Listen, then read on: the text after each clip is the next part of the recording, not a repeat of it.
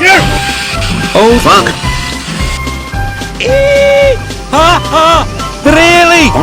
I suffered dreadfully and no one cares. Poop, poop. Ha ha! Shut up!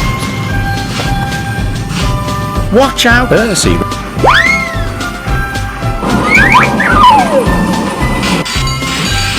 Silly. Ow! Can you do the station, Luke? No! Go away!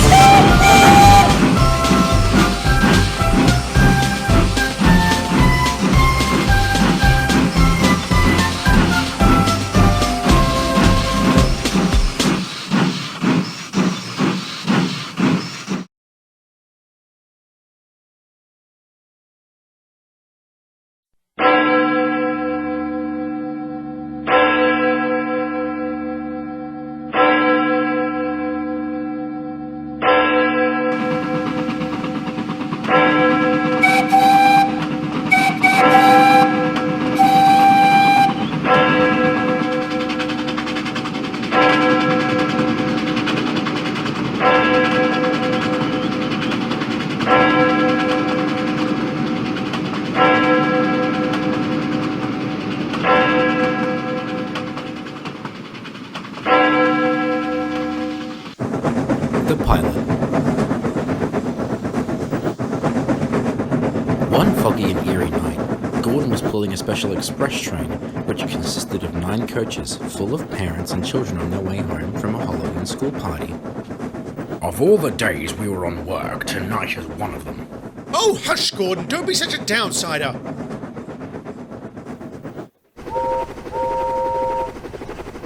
Pah! Whatever. Let's just get back and...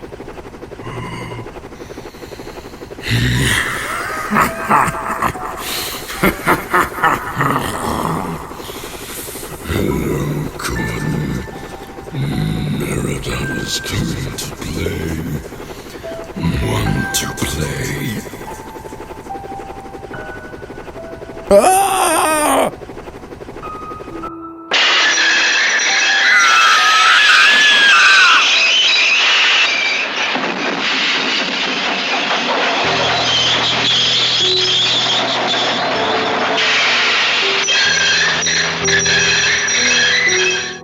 Gordon? Gordon didn't answer. He was silently crying. We're gonna have to call for help. So the guard ran to the station and called for Hero to bring Rocky, and for Merlin to take the express.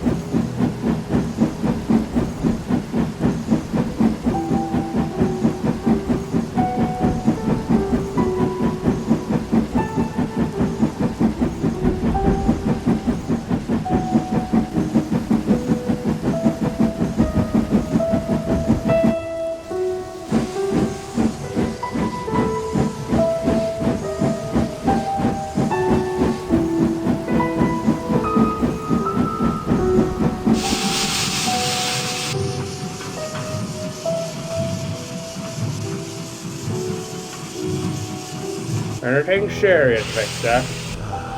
He is in shock, sir. He's got to be out for a week or a month. The Fat Controller sighed, so he got in his car and left to make an important announcement for the next day.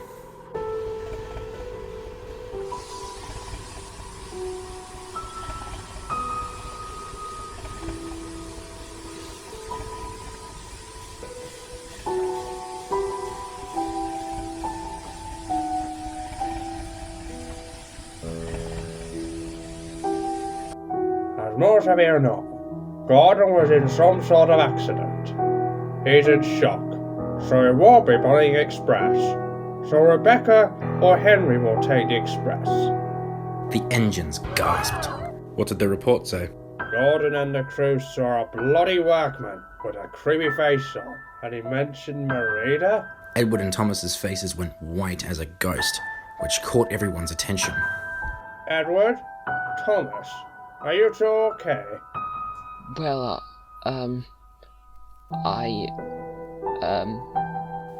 Let me tell it, Thomas. And this was the story Edward told. Back when the railway was still kinda small, there was me, Thomas, Winston, Lily, Colin, Adam, Merida, Ethan, Mark, 98462, 87546, and two unnamed engines, which were 98462 and 87546's twins. A B-12, who went by the name he chose as Reginald, and a B-17 with the name of the football team, Arsenal. Your father, the fat director, had the railway running at a good rate. If I remember correctly, Henry, you were there as well. But round of October of 1925, some engines went missing. Merida, Ethan, Mark, Reginald, and Arsenal had been missing. But I heard screams every night from a shed. No! Please! What are you doing? Stay back! Stay back! No! No! No, please! No more! Help! Help! Ah!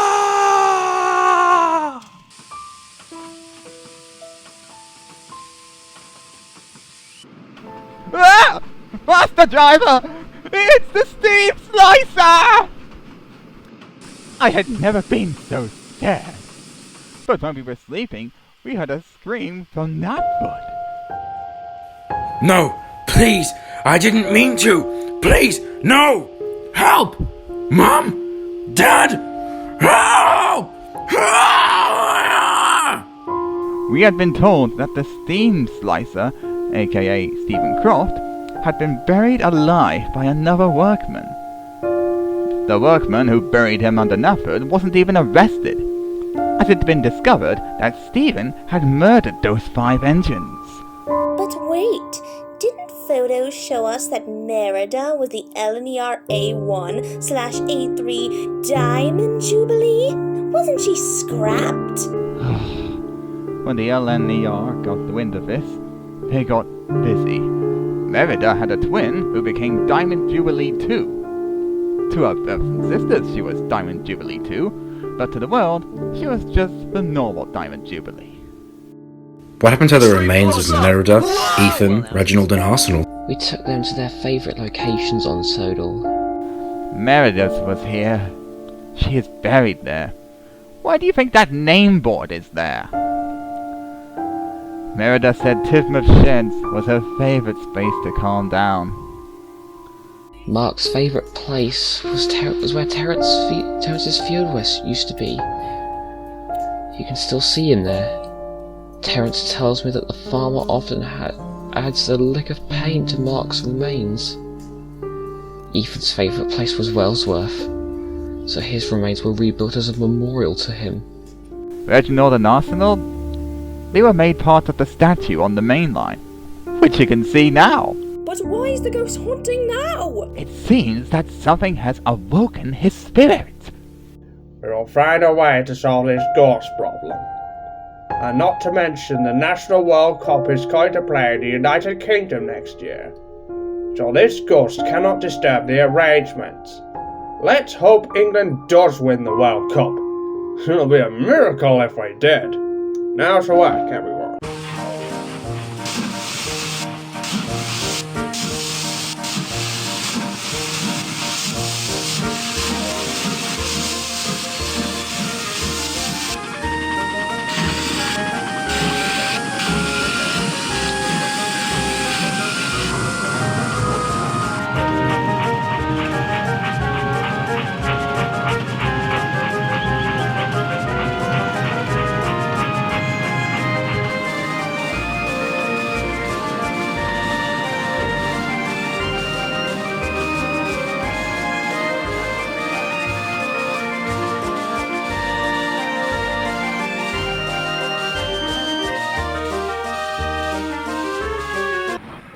I can't wait to go back to the sheds. As Thomas kept puffing down the line, fog appeared. Eh? Fog was not forecasted tonight, was it?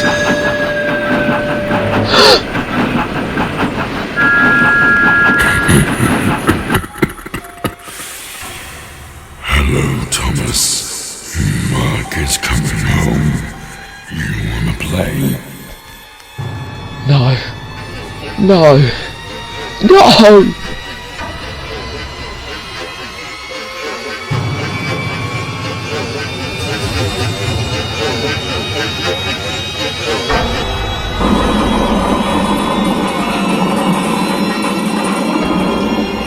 Thomas screamed as he saw the ghost stab the statue of Mark on the field. For a moment he thought he could hear the statue of Mark scream in pain. As soon as his crew jumped out of his cab to check on Thomas, the fog and the ghost were gone. Thomas was silently crying to himself. The firemen checked on the statue and found 5 bent holes in it. The next morning, Percy and Toby were shocked to see Thomas still with his eyes shut, derailed and crying.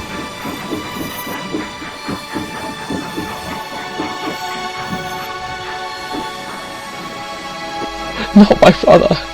Please, not him. Spare him, please. Thomas?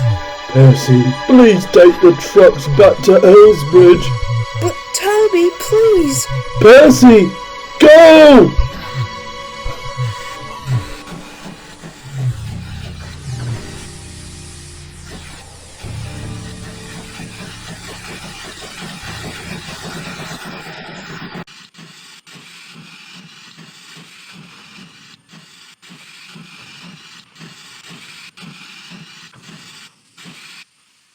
Percy looked on in horror as Toby pulled Thomas to the steamworks. Percy could hear his best friend crying. Not Mark. Mark, please, spare him. Don't kill him. Donald, Douglas, Ginty, Pug, Sonny and Maria looked at the green tank engine, who was trying to hold back his tears. Percy, are you alright, laddie? Oh yes, Dougie, I'm fine. What does it look like? My best friend got attacked by a freaking ghost! He and Thomas were both so close. Thomas considered Percy as a young brother. Percy also felt the same way, viewing Thomas as his older brother, his wingman, his partner in crime. Percy broke down into tears. The engine's hearts broke. Meanwhile, Sir Topham was dealing with call after call.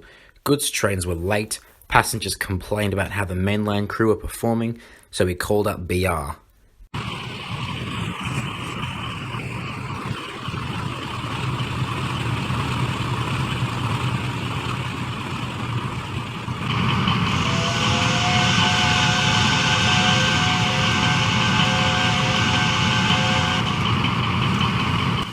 Goodness gracious me!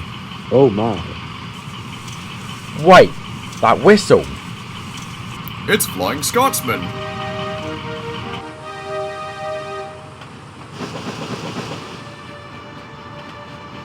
The A3 who broke the speed record was indeed on Sodor. Scott, what on Gresley are you doing here? The big A3 smiled at Henry. Your controller told me everything. Your dear brother's been put into the works due to that ghost. Henry looked at his buffer sadly. Gordon and Thomas are in shock. It's unknown who is next. Maybe someone close to the other 3 deceased engines. Please, don't jinx it, Henry. Henry stayed quiet as Flying Scotsman puffed away. Henry looked sad at Boko. I hope we don't get any more attacks.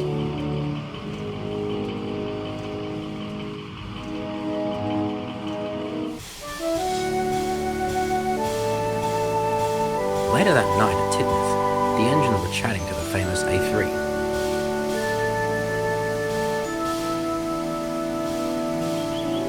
It is an honor to meet the famous A3 who broke the speed record first. Devin? Really? What? someone was going to say it. Oh, don't worry. Me and Truro are good friends. We laugh about the speed record. It makes us laugh. I haven't seen the city of Truro in ages. How is he? He is well. So, are you going to be taking the Wild Nor'Wester in Gordon's absence? Indeed I am. I heard Stepney's coming to help with the Farquhar lads. Oh, it'll be lovely to see Stephanie again. I agree. Well, you better get some sleep, Scott. The Wild Nor'Wester won't pull itself tomorrow. Indeed, Emily.